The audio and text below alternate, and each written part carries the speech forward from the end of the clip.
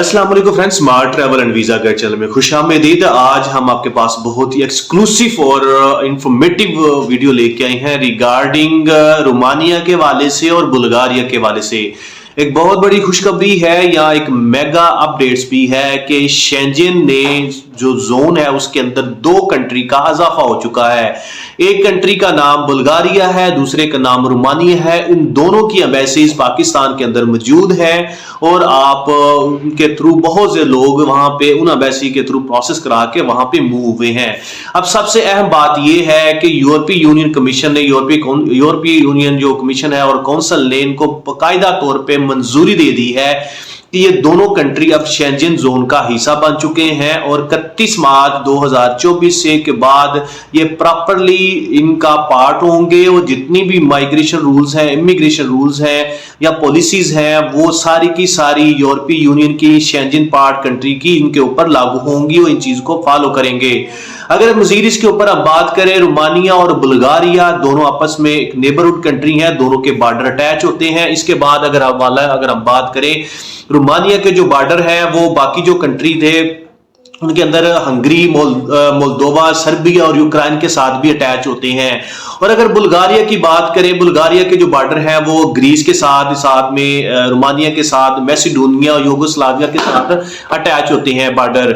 और लास्ट में अगर हम बात करें इनकी ओवरऑल पॉपुलेशन की, ओवरऑल जोन के ऊपर इंपैक्ट की बात करें, इंपैक्ट में ये है कि 420 मिलियन की पॉपुलेशन है ओवरऑल 27 कंट्रीज की। और इन दोनों कंट्री के ऐड होने से ये होगा कि 450 मिलियन की पॉपुलेशन एक होगी है और ये वीजा फ्री जोन हो चुके हैं।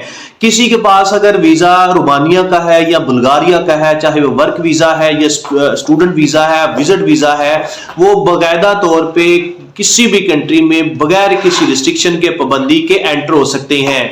अब सबसे अहम खास बात यह है कि ये इंप्लीमेंटेशन जो है 31 मार्च 2024 के बाद होगी। उससे पहले जो लोगों के अंडर प्रोसेस है या इन प्रोग्रेस चल रहे हैं उनके लिए क्या सिस्टम है। जब इनका 31 मार्च 2024 के बाद ऑनवर्ड जितने भी रूल्स रेगुलेशन है, जो भी माइग्रेशन पॉलिसीज हैं यूरोपीय यूनियन की, वो सारी की सारी दोनों कंट्री फॉलो करेंगे। इसके बाद स्क्रीन पे भी अब शो हो रहा है इनकी जो बकायदा जो बॉर्डर है रोमानिया के, बुल्गारिया के, बाकी शेंजन कंट्री के साथ, वो एक क्लोज बॉर्डर थे। मतलब कि जब किसी सिटीजन जो रोमानिया का सिटीजन है या बुल्गारिया का सिटीजन है उसको स्पेशल परमिशन या वीजा लेके एंटर होना पड़ता था, लेकिन 31 मार्च के बाद उनका वो सिस्टम खत्म हो चुका है क्योंकि वो इसका पार्ट बन चुके हैं, बन जाएंगे। क्योंकि जैसा कि लास्ट ईयर एक क्रोएशिया एंटर हुआ था 2023 में उनका शेंजन का, अब ये दोनों कंट्री उसके अंदर ऐड हो चुके हैं। और बाकायदा जो सर्विलेंस होती है मैरीटाइम बहरिया के थ्रू या फजाइया के थ्रू, अब इन कंट्रीज की जो बॉर्डर की वो एक कंबाइंड सर्विलेंस होगी। इनके हवाले से इनको वीजे की या बाकी रिस्ट्रिक्शन से आजाद करार दिया जाएगा। अगर ओवरऑल आबादी की या पॉपुलेशन के इंपैक्ट की बात करें, एक बहुत ज्यादा बड़ी एक जोन बन चुकी है इन दो कंट्री के ऐड होने से। पहले 27 थे, अब 29 कंट्री हैं। अगर किसी के पास भी रोमानिया का वीजा है, बुल्गारिया का वीजा है, वो बगैर किसी रिस्ट्रिक्शन के वहां पे एंटर हो सकते हैं। अब सवाल ये है कि क्या जो वीजे जिनके प्रोसेस हैं वो क्या इनके ऊपर क्या इंपैक्ट पड़ेगा। ऐसे लोग जिनके वीजे अंडर प्रोसेस हैं या उनके वर्क परमिट या उनका स्टूडेंट एडमिशन लेटर या उनका विजिट वीजे आ चुके हैं, तो उनके 31 मार्च से पहले अगर वो इसको प्रोसेस करवाते हैं या उनकी एंट्री होती है तो उनके लिए कोई रिस्ट्रिक्शन नहीं या उनके लिए कोई ऐसा पैरामीटर नहीं है। अगर आप वीजा एप्लीकेशन अप्लाई करते हैं 31 मार्च 2024 के बाद, तो वही रूल्स रेगुलेशन, वही डॉक्यूमेंट्स रिक्वायरमेंट, वही स्पेसिफिक क्राइटेरिया लगेगा जो कि बाकी country like Germany, France, Belgium, Austria, Hungary, Switzerland, Netherland वगैरह और बाकी जितने भी 27 कंट्रीज हैं उनकी तरफ से लगती है। वही जो इमिग्रेशन रूल्स हैं वही दोनों कंट्री अप्लाई करेंगे।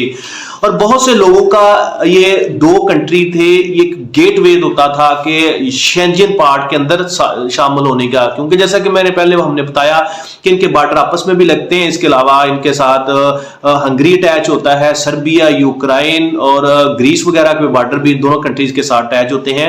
लोग वहां पे गेटवे के थ्रू पे मूव होते थे, लेकिन अब उनकी मूवमेंट भी उनको कोई ऐसा बेनिफिट नहीं मिलेगा, क्योंकि अगर आप रोमानिया के अंदर है या बुल्गारिया के अंदर है तो आप डेफिनेटली शेंजन पार्ट है, आपके ऊपर सारे वही रूल्स रेगुलेशन इंप्लीमेंट होंगे।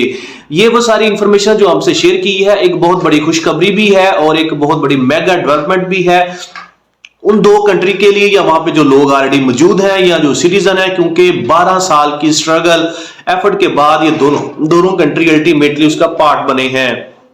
लास्ट ईयर 2023 के अंदर भी इन कंट्रीज की जो वोटिंग हुई थी, इन दोनों को वीटो करार दे दिया, क्योंकि इनके जो पैरामीटर्स हैं, जो इनके जो बाकी जो क्राइटेरिया वो फुलफिल नहीं कर रहा था, क्रोएशिया ने किया और वो ऐड हो चुका।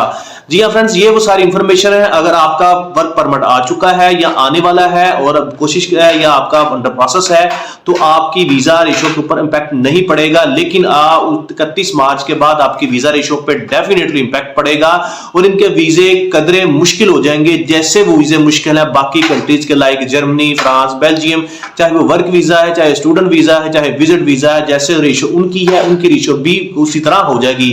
वैसे भी बुल्गारिया और रोमानिया के बेसिस पाकिस्तान के अंदर मौजूद हैं। जो बुल्गारिया पहले भी अगर विजिट के वीजे के लिए अप्लाई करते थे तो वो अपने डॉक्यूमेंट्स को सारे अपनी लैंग्वेज के अंदर एक्सेप्ट करते थे, उसके बाद उसको प्रोसेस करते थे। जी हाँ फ्रेंड्स, ये सारी इंफॉर्मेशन है, ये खुशखबरी भी कह सकते हैं, मेगा डेवलपमेंट भी कह सकते हैं, जो हमने आपसे शेयर की है।